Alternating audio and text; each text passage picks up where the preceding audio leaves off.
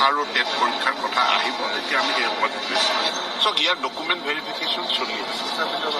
document ভেৰিফিকেশ্যনটোত সময় লাগিছে আৰু লগাটো স্বাভাৱিক কাৰণ বহুখিনি অভিযোগ প্ৰতি অভিযোগ বা বহু ভুৱা ডকুমেণ্ট আমাৰ হাতত ধৰাও পৰিছে গতিকে এইখিনি এটাৰটো প্ৰক্ৰিয়া চলি আছে কি কয় ডকুমেণ্ট ভেৰিফিকেশ্যনৰ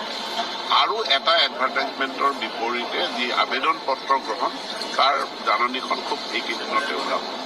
আজি সম্পূৰ্ণ মাংগলিক কাৰ্যসূচীৰে আমাৰ নতুন শিক্ষা বৰ্ষৰ কাৰণে বিনামূলীয়া পাঠ্যপুথিৰ বিতৰণ ইয়াৰ বাবে কিতাপসমূহ আমাৰ গুদামৰ পৰা ডিছপ্লেচ কৰা আজি আমি শুভাৰম্ভ কৰোঁ সৰ্বমুঠ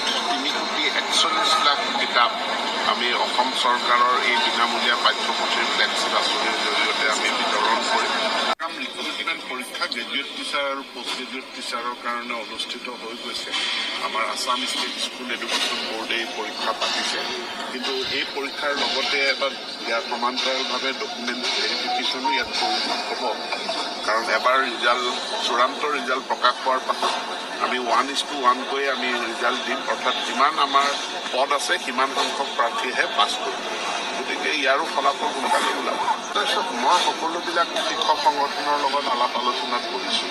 চৰকাৰে এখন কেবিনেট ছাব কমিটি গঠন কৰিছে গতিকে কেবিনেট ছাব কমিটিখনৰ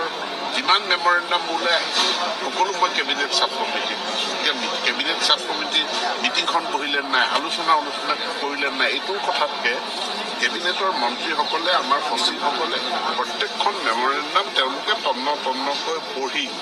কি কৰিব পৰা যায় কি পৰামৰ্শ দিব পৰা যায় সেইখিনি চৰ্চা কৰি আছে আৰু কেবিনেট ছাব কমিটিৰ যি ৰিপৰ্ট হ'ব সেইটো কেবিনেটত দাখিল হ'ব কেবিনেটে সিদ্ধান্ত গ্ৰহণ কৰিব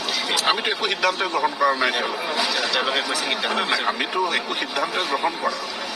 আমি বিষয়টো চৰ্চা কৰি আছোঁ সিদ্ধান্তলৈ আমি যোৱাই নাই কিন্তু তেওঁলোকে আগতীয়াকৈ যদি শ্ৰুতলিপি দিব বিচাৰে এইটো সিদ্ধান্ত লওক তেনেকৈতো নহয় তেওঁলোকে কিছু ধৈৰ্য ধৰিব লাগে তেওঁলোকৰ কথাখিনি যুক্তি সহকাৰে আইনসংগতভাৱে তেওঁলোকে লিখিত ৰূপত কেবিনেট ছাব কমিটিক দিব লাগে আৰু বহুতে দিছে যিসকল কোনোবাই যদি এতিয়াও দিয়া নাই মোৰ হাতত ডকুমেণ্টখিনি দিবৰ কাৰণে মোলৈ মেইলো কৰিব পাৰে হোৱাটছএপো কৰিব পাৰে আৰু প্ৰত্যেকখন দৰখাস্ত প্ৰত্যেকখন আবেদন আমি পৰীক্ষা কৰিম জনগোষ্ঠী আমি 19টা ভাষাত আমাৰ আছে আৰু 9টা মাধ্যমৰ কিতাপ হৈছে তাৰ লগতে আমি কিছু কিতাপ প্ৰকাশ কৰাৰ যিটো নতুনকৈ আমি মিচিং ৰাভা তিৱা আদি ভাষাও প্ৰৱৰ্তন কৰিম এই পাঠ্যপুথিসমূহ প্ৰস্তুত কৰিছে তাৰ যিটো টেক্সট সেইটো প্ৰস্তুত কৰিছে আমাৰ SCERT আৰু সমগ্ৰ শিক্ষাই কিন্তু পুথিসমূহ ছপা কৰি বিতৰণ কৰাৰ দায়িত্ব সেই জনগোষ্ঠীয় স্বায়ত্তশাসিত পৰিষদসমূহক আমি অৰ্পণ কৰিছোঁ এতিয়া প্ৰথম আমাৰ যিসকল শিক্ষক আছে সেইসকল শিক্ষকৰ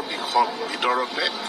এই জনজাতীয় ভাষাত পাৰদৰ্শিতা থকা যিসকল ব্যক্তি আছে তেওঁলোকক বাছি উলিওৱা হৈছে আৰু তেওঁলোককে সেই বিদ্যালয়সমূহত নিয়োগ কৰা হ'ব যাতে তেওঁলোকে পাঠদান কৰিব পাৰে আৰু সেইটো এইটো বুনিয়াদী স্তৰ